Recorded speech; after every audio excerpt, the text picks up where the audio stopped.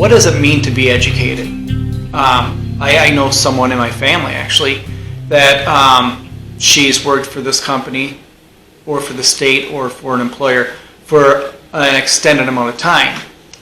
She is able to do everything, and she's done everything, her job plus and beyond. She's done other jobs that would be management, would be above her, would be in a higher role, a higher tier than her. She does all that and has done all that for years.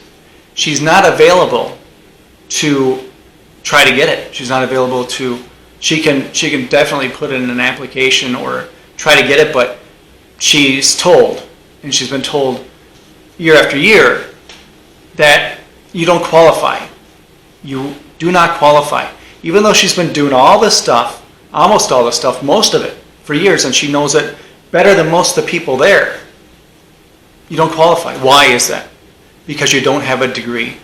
You don't qualify for a position that's above you, even though you've been doing all of the stuff, most of the stuff above and beyond that, and doing it better than most of the people, but you don't qualify because you don't have a degree. You don't have a piece of paper saying you went to college, a university, a larger college, any other college. As long as you get that piece of paper, do you need a bachelor's? Do you need a master's?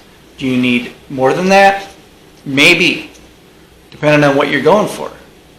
And I'm questioning that. I have been questioning that. I know people in the field that I have worked for many years.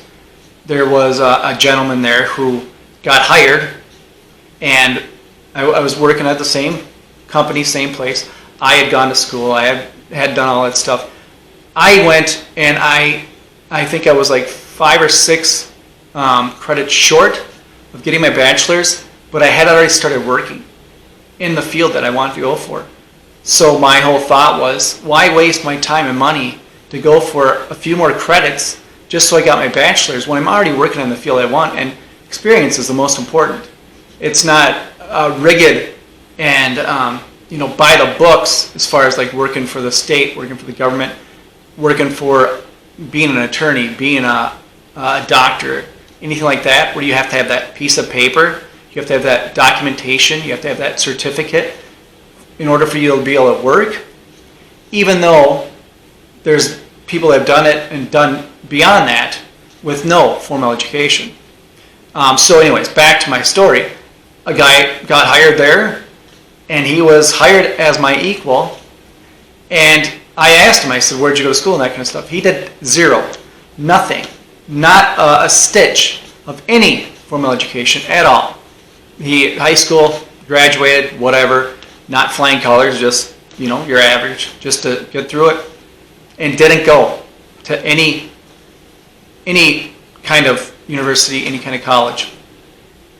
Were there programs you needed to learn? Were there other things you should have known about? Historical, the way things started, the way things were, the way things are now, all the programs you have to learn, all that stuff? Absolutely. But he learned it on his own. He learned it on his own. Primarily from the internet and books and just doing it for years. He learned it on his own. There was another guy I know, I went to college, and he was my instructor, all right? And then after I finished up, got out, it was a year later, whatever, come to find out, he was my instructor, and the semester beforehand, he was a student. He was trying to get his degree just because he needed that piece of paper so he could go out and get a job because he had been working in the field for years, but everyone told him, well, you need to get some sort of formal education in order to be hired.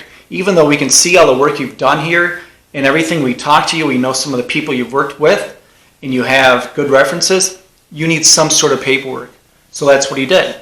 He got this paperwork, and then all of a sudden, he was having a conversation with one of the high-ups on the board for the school, and they're like, well, you know what, why don't you just take over this thing that you're griping about and just be instructor. So that's what he did, and he did that for years.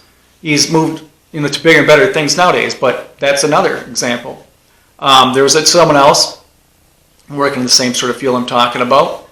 And someone else, once again, like the first guy, she didn't have any formal education. She learned it all on her own.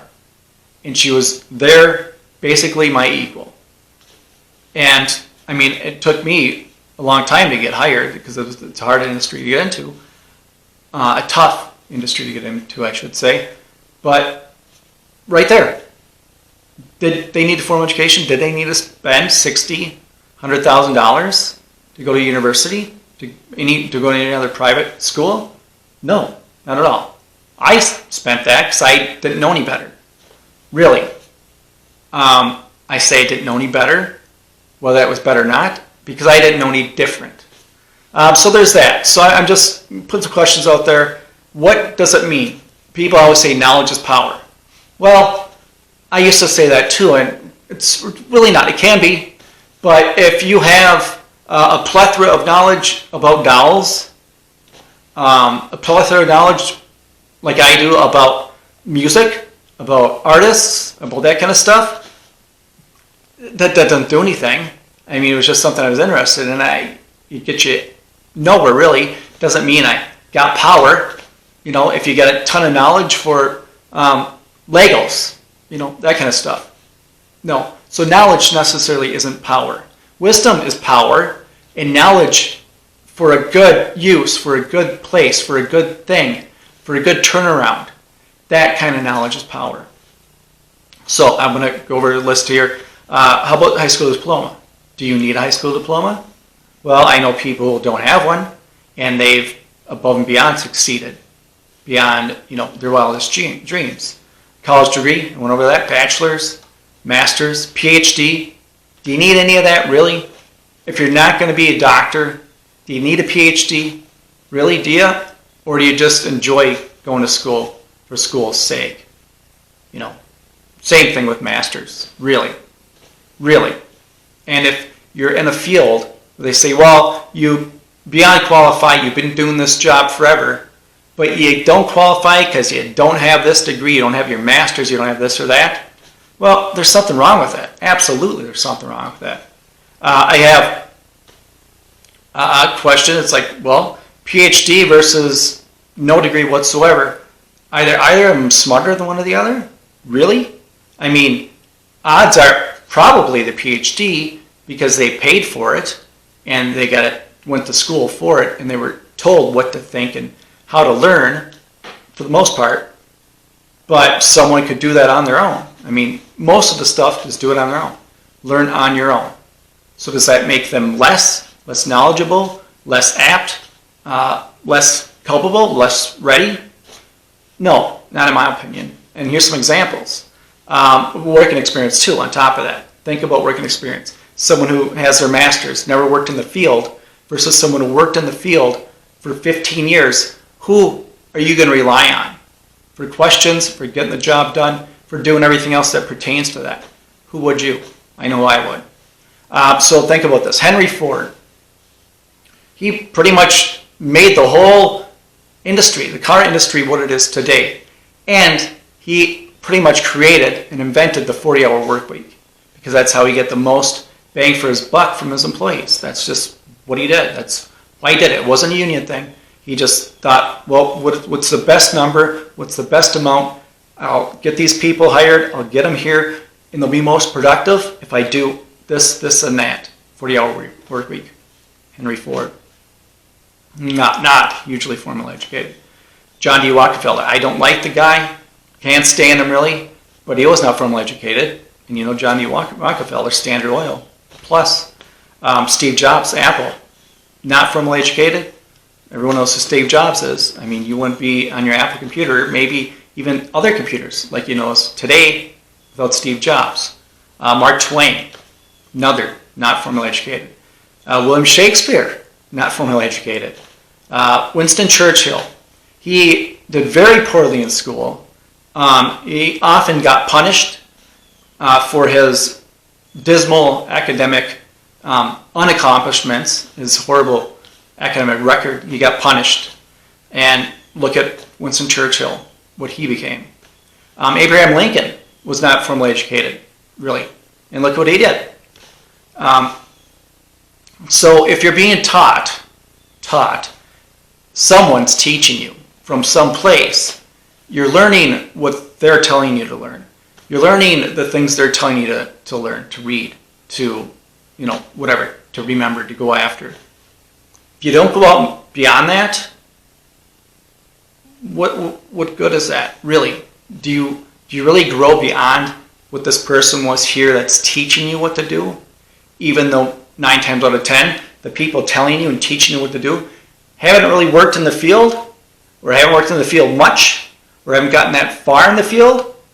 And the teachers are the ones telling you what to do and how to do it, so you can thrive. I mean, you can just exponentially thrive in this field that you imagine. That's where you're paying $150,000 a year for this education from this person who hasn't really done anything in the field, but you're learning directly from them. Well, you're paying a good amount of money. You're sitting in class a lot of hours. You're getting some things they call credits, but does that matter? Are you going to get above and beyond that? Can you? Absolutely. Do you? That's up to you. Doctors, their education usually stops after med school. Once med school is done, that's usually the limit of their education. Well, there's a little bit here and there on the outside that they'll get. Not much, a lot from the pharmaceuticals industries, a lot from the pharma salesmen. That's what they learn. They learn there's these drugs, there's these ailments, and push this, push that. That's what they primarily learn. They don't learn anything from the big scope outside of that. As a whole, there's some great doctors out there. I've had them.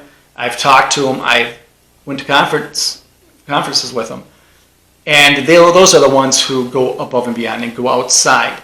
Yes, I was formally educated here. I got my doctorate. I got my degree doing this. Now I'm going to branch out. I'm going to actually learn more stuff that was kept from me or was not given to me to look into, to read, to research. So I'm going to go outfield and figure out everything and put it together the best I can for myself and my patients. Those are the good doctors. I got 2 of them with good experience like that. One, I remember I think the last time I saw him was probably 8 years ago. And there was a time where I came in to see him, and he's like, hey, can you give me like 20 minutes? Because I sent him an email with a whole bunch of stuff, of different questions. And he said, I haven't got time to get to that. Give me like 20 minutes. I want to read through this. I want to look into some stuff, and then we'll have our consult. We'll have your appointment. So we did that. I sat there 20 minutes and went through the stuff.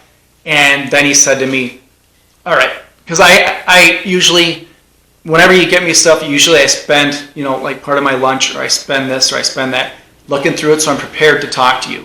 Because I'm always one to look ahead, and I don't just go see someone to see what they have to say for me and take it, at will. I look into everything, I question everything, and I come prepared because I want real stuff to happen. I want real answers. Whether it's answers they got from their professor, their instructor, or it's answers they found by themselves, or answers that they've gotten from their experience. Multiple patients over the years. Another doctor that had, he had said to me, he said, I just got to tell you, we're to the point now where anything new that I run across, I'll present to you, is what he said, but you present a lot to me, and I feel like you're outside of my pay grade. You're above my pay grade, so I'm going to leave it to you to look into things and then bring them in, and then if you have any questions, then we'll go over them together. And then if there's anything you can't find because you don't have access to medical records or medical reports, that kind of stuff, I'll do that, and then we'll go over this stuff together. Because he's like, it's great, but I don't feel like I'm doing you a service if we don't do it like this and work together on things. And I thought, great, that works for me. So I'm just throwing these out there because I'm asking people, what does it mean to be educated? There's tons and tons of people that have their bachelor's, that have their master's, even they have their doctor, PhD, that really don't know much. They really don't. That could be across all fields. It could be across the energy field. It could be across the healthcare field. It could be across, education, if you want to call that. Many fields. There are a ton, I would say more than not. People out there, their education stopped when the schooling stopped, and their education might not have been that good at all. I won't say usually the case, but highly seen that that's the case a lot of times. But anyway, so what does it mean to be educated? Like I said in the beginning, you want someone who has their master's, who hasn't really worked a lick in the field on what you're asking them to do or look into, or someone who's done this, doesn't have their master's, never went to college, but has been doing this for 15 years. Who do you trust? Who do you want to go after? Who do you want to have come on your side to help you, to work on things with you? Whether it's medically, whether it's energy sector, whether it's construction, whether it's building a house, anything, really anything. Who do you want? Who do you trust? Who in your book is the most educated and the most prepared for the job at hand? I have nowhere else to go with this. I just thought I had asked these questions and get people thinking. But anyways, I got a little dry throat. Thanks for watching. If you like this, like, share, subscribe, and as always, stay vigilant. Protect yourself, protect your family, protect your health, and protect your wealth.